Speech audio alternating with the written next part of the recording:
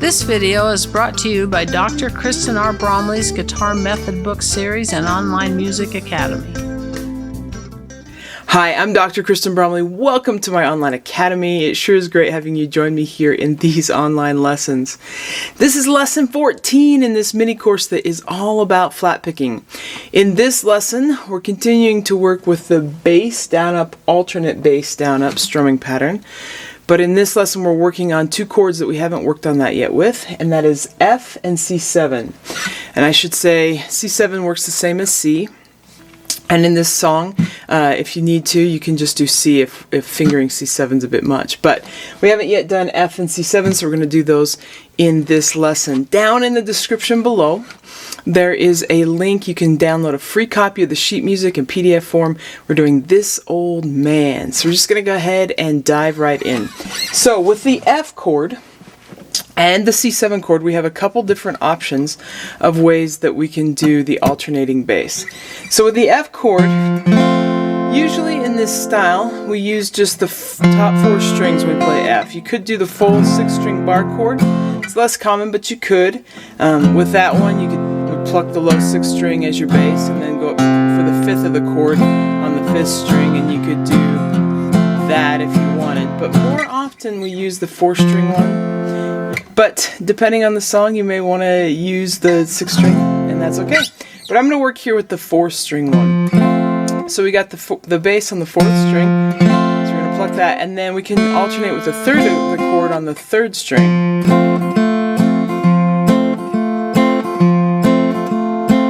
So get comfortable with that. The other way that we can alternate with the F is like we've done with C in the past. We could take our ring finger, which is at the 3rd fret of the 4th string where our root is, and we can alternate with a lower 5th of the chord on the string below at the 3rd fret. So we're going to move our ring finger, 3rd fret of the 4th string to 3rd fret of the 5th string. And then get that strumming pattern going just like that.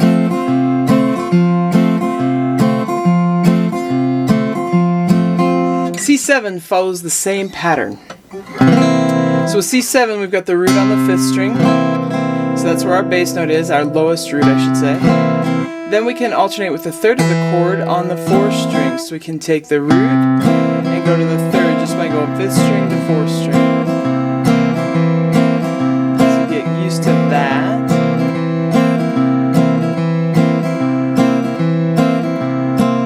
And with this one, we also have the option of alternating that root with a lower 5th by moving our ring finger. So we've got the root, the bass note, on the 5th string, and then we can move our ring finger to the 3rd fret of the 6th string to alternate with the 5th of the chord.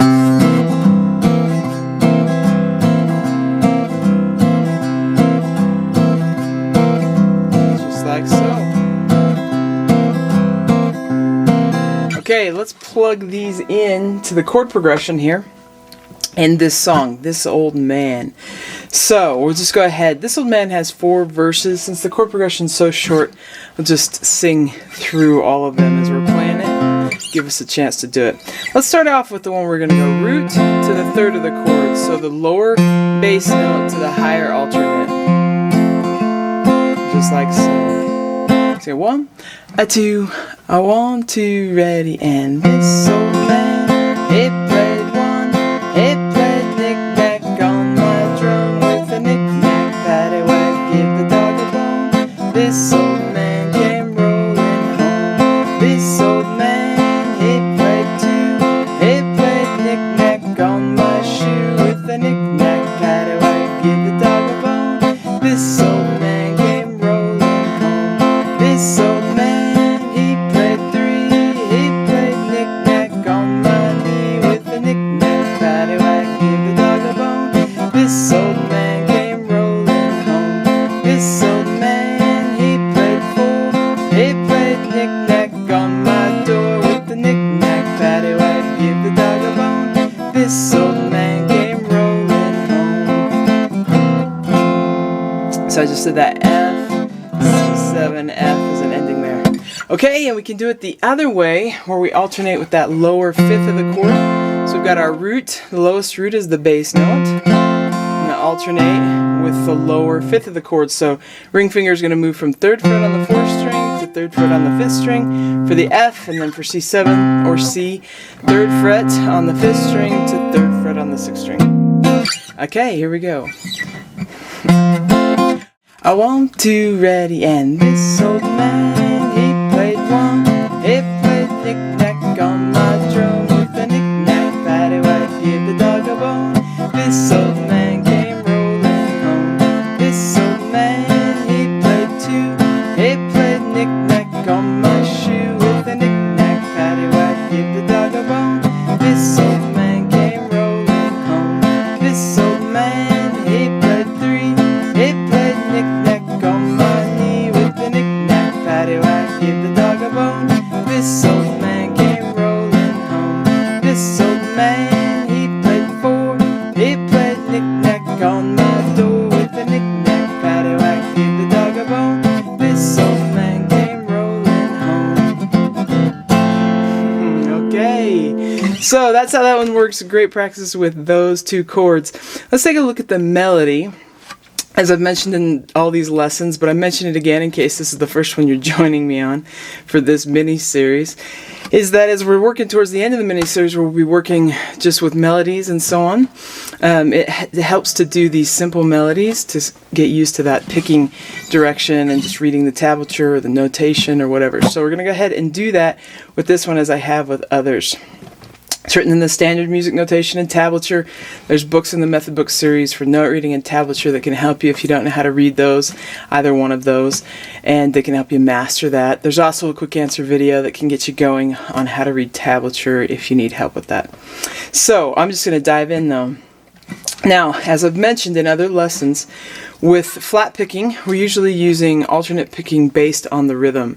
So for those notes that are on the beat, we usually do a down pluck, and for those notes on an off beat, we usually do an up pluck. But in cases like this, where there's lots of quarter notes or back-to-back or even half notes mixed in as we have, then we can take in 4/4 time and do down plucks on beats 1 and 3 and up plucks on beats 2 and 4. So I'm going to do that a little bit here with this one. And you can even keep that going when the 8th notes come in on 4, and it'll just work out. It'll work out just fine if in like measure 4 you went down, up, down, down, up. So even though you just did a down on beat 3, then you can do a down up on beat 4. Okay, here we go. So we'll go 1, 2, ready, and.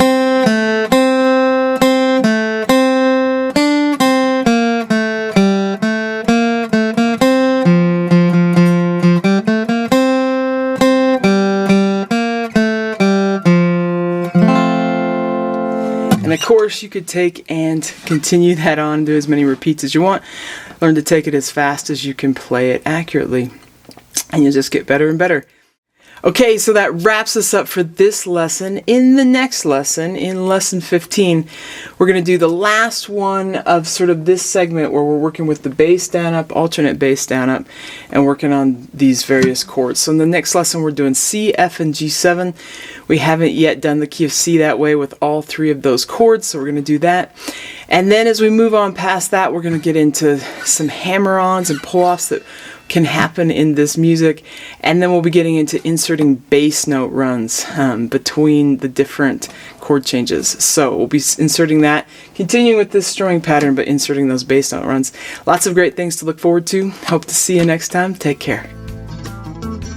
If you found this video helpful, please hit the like button and subscribe to the channel. For more in-depth lessons and to progress through a free guitar course, check out my Guitar 101 series on YouTube and my guitar method books, which all come with access to hours of in-depth video lessons. You can find more information about me and my products at KristenBromley.com. Take care.